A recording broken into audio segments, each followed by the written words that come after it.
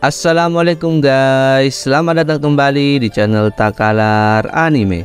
Seperti biasanya, di sini kita akan membahas info update seputar anime dan donghua tentunya. Nah, nggak hanya di dunia nyata nih guys, ada yang namanya balas dendam. Di donghua juga banyak pastinya, dimana sang MC memiliki tujuan utama untuk membalaskan dendam dari orang tua ataupun keluarganya yang dibantai di masa lalu guys, ataupun yang dikhianati oleh pacarnya, yang tentunya wajib banget nih untuk kalian tonton. Nah, pada video kali ini Mimin akan membahas 10 rekomendasi donghua dengan MC yang ingin balas dendam guys, yang tentunya memiliki alur cerita yang menarik serta MC yang overpower. Oke guys, supaya kita nggak nunggu lama, kita langsung aja ke videonya. Let's go. Yang pertama, Martial Universe memiliki build up yang sama seperti kebanyakan anime Let Off, dimana MC lemah pada awalnya, kemudian menjadi kuat guys. Nah, MC di sini harus dilindungi dan melayani kehormatan keluarganya, serta melawan penjahat yang lebih kuat. Seorang anak yang ayahnya menjadi lumpuh setelah menjadi sombong terhadap kultivator arogan lain di alam yang lebih tinggi, dan juga yang menyalahkan putranya Lingdong yang selalu diganggu karena kultivasinya yang rendah. Kemudian ia dibawa ke ayahnya ke desa keluarga Ling. Namun ia mendapati dirinya diintimidasi dan dibully guys. Namun setelah ia ditendang ke dalam jurang serta berdarah guys, darahnya mengalir pada objek dewa misterius dari 10.000 tahun sebelumnya. Ajaibnya, batu ini menyembuhkan semua luka Lingdong, dan benda ini mempercepat kultivasi Lingdong. Nah, disinilah memungkinkan dia untuk mengalahkan orang teratas di turnamen desanya dan membalaskan dendam ayahnya. Yang kedua, Core Sensei. Donghua ini menceritakan di kota Yung terdapat keluarga yang menguasai kekuatan elemen penjaga perdamaian dunia, di mana pada saat itu ada keluarga yang sangat bahagia yang sedang merayakan ulang tahun salah satu dari keluarga mereka. Namun kebahagiaannya tidak berlangsung lama.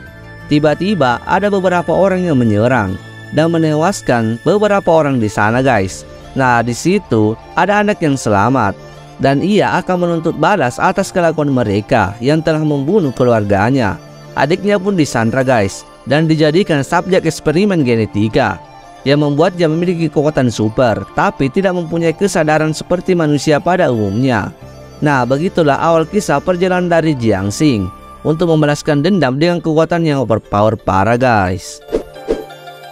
Yang ketiga, 10,000 World menceritakan Ling Feng yang ingin memadatkan kekuatan jiwanya. Namun ia diberikan pembeku darah oleh kekasihnya guys agar bisa memadatkan jiwa pedang dimension.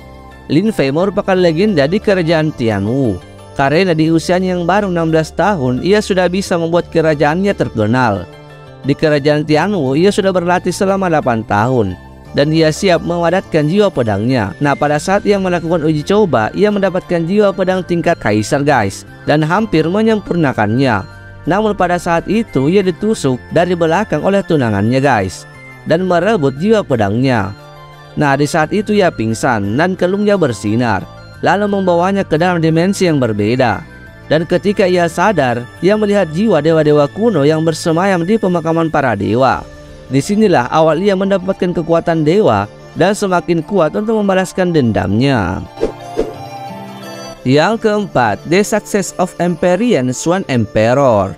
Donghua ini menceritakan Wang Fang, pemilik Nen Heaven Profound Emperor Jue, yang berasal dari sena bela diri.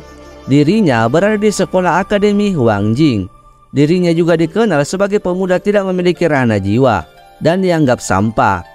Namun dibalik itu, Wang Fang menyembunyikan sesuatu, yaitu kekuatannya yang sangat besar guys, sehingga semua orang tidak ada yang mengetahui bahwa dia memiliki kekuatan yang luar biasa. Di sini Wang Fang memiliki tujuan untuk membalaskan dendam saudaranya yang telah meninggal setahun yang lalu. Ia sangat berusaha untuk mencari pelaku sebenarnya dari pembunuhan kakaknya. Ia pun menggunakan topeng Raja Harimau Perak untuk menyamar guys. Yang kelima, Lord of Planet menceritakan ayah Yung Fei Sue, Yu Tianggeng, serta saudara laki-lakinya yang dibunuh secara tragis 8 tahun yang lalu dalam misi mengawal Nadi Naga. Di situ ayahnya dikhianati oleh bawahannya guys dan hanya Yung Fei Shui muda yang tersisa di garis keturunan keluarga Yung. Pada saat itu Yung Fei Shui sedang tersesat di dalam hutan dan mengikuti suara yang memanggilnya, dan tidak sengaja jatuh dan bertemu dengan naga yang telah dirantai yang memang sudah menunggunya. Dan kemudian ia dirasuki oleh naga itu. Nah, pada saat setelah itu ia menerima berita sedih tentang kematian tragis ayah dan saudara laki-lakinya. Nah, disinilah ia mulai memikirkan sesuatu guys di belakang punggungnya. Dia mengumpulkan sebuah organisasi bernama Shadow untuk menyelidiki misteri tahun itu secara diam-diam dan membalaskan dendam kematian ayah dan saudara laki-lakinya. Yang keenam, Rise of the Dragon. Donghua ini menceritakan dahulu kala terdapat legenda yang mengatakan bahwa Dewa Naga bersama yang di alam para dewa. Banyak sekali yang ingin menjalin hubungan dengan Dewa Naga dan mendapat warisannya. Nah, di sini seorang pemuda bernama Chu Qianyi yang mana ia selalu mengalami penindasan karena kesalahan ayahnya yang telah menghilangkan pusaka berharga milik sekte. Tapi pada faktanya ayahnya ini justru rela berkorban dan melawan musuh terkuat sektenya yang bernama Sekte Naga Bengis. Nah, karena kematian ayahnya inilah Qianyi akhirnya bangkit dan berjuang agar bisa mendapatkan warisan dari Dewa Naga Asura. Tujuannya tak lain yakni agar ia bisa membalaskan dendam kematian ayahnya.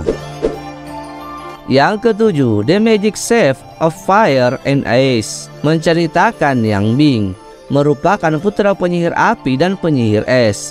Nah, setelah kedua orang tuanya dibunuh oleh Raja Es, Nyambi menerima permata ajaib kedua orang tuanya. Nah, ketika Nyambi mencoba melarikan diri dari pengikut Raja Es, ia berhasil mengeluarkan sihir api dan es pada saat yang bersamaan. Sebuah prestasi yang mustahil bagi seorang penyihir. Kemudian ia pun jatuh dari tebing, tidak sadarkan diri, lalu diselamatkan oleh seorang lelaki tua. Setelah dia bangun, lelaki tua itu memberinya makanan yang sangat lezat yang belum pernah ia rasakan sebelumnya. Ternyata orang tua itu adalah seorang koki jenius yang pernah disebut koki jiwa. Disinilah Niang Bing ingin menjadi muridnya bagaimanapun caranya. Nah, disinilah Niang Bing memiliki tujuan membalas dendam sambil bercita-cita menjadi koki yang terhebat. Yang ke-8, The Emperor of Myriad Realms. Donghua ini menceritakan di benua Jisoo yang sangat luas ada makhluk abadi yang hidup di Gunung Yongkue, dan banyak makhluk abadi yang tinggal di dalam gua, dan semua orang merindukan keabadian. 7 tahun yang lalu Chu Yunfei dan keluarganya dikhianati dan diasingkan di lembah raja pengobatan Songzhou. Dalam 7 tahun terakhir dengan usahanya sendiri ia menjadi orang terkuat di dalam dunia kultivasi. Setelah itu ia kembali ke kampung halamannya untuk membalas dendam dan bersumpah untuk menemukan kebenaran tentang apa yang terjadi ketika 7 tahun yang lalu. Namun dalam prosesnya ia berulang kali ditentang oleh banyak orang. Setelah penyelidikan yang sulit, ia terkejut bahwa orang di balik kejahatan itu sebenarnya adalah orang yang bertanggung jawab atas kekaisaran. Yang ke-9, Apotheosis. Ini adalah Donghua balas dendam yang gak bisa kita lewatkan guys, di mana menceritakan karakter utama yang bernama Lou Sheng, seorang anak dari keluarga Luo yang seharusnya ayahnya menjadi pemimpin.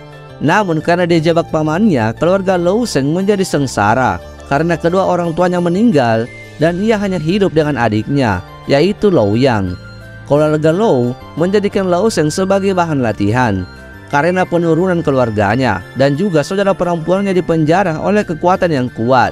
Dia tidak punya pilihan lain selain melayani orang lain. Nah, Lou Sheng membakar buku peninggalan ayahnya dan menemukan skrip yang mengubah takdirnya. Jadi Lou Sheng merupakan salah satu karakter yang tidak dapat diatur surga, dan dia bisa menentukan sendiri jalannya.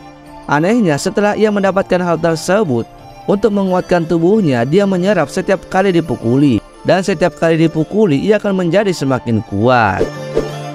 Yang ke-10, Jet Dynasty, mengikuti awal yang tragis serta dramatis dan perjalanan menuju puncak dunia bela diri dengan elemen anti pahlawan.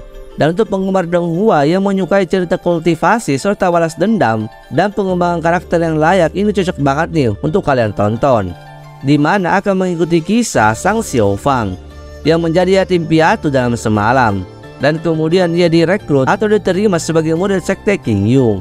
Setelah 5 tahun berkultivasi dengan keras, ia unggul dalam turnamen 7 meridian dari disiplinnya dan dikirim ke Gunung Pongsang untuk memata-matai pergerakan sekte setan.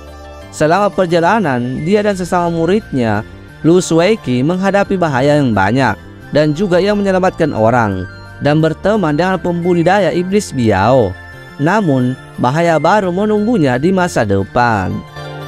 Nah, itu dia guys 10 rekomendasi Donghua dengan MC yang tujuan utamanya balas dendam, yang wajib banget lah untuk kalian tonton. Semoga saja list kali ini dapat menambahkan list Donghua yang akan kalian tonton guys, dan juga semoga saja bisa menemani kebosanan kalian. Oke guys, video kali ini mungkin cukup sampai di sini dulu. Thank you for watching, bye bye.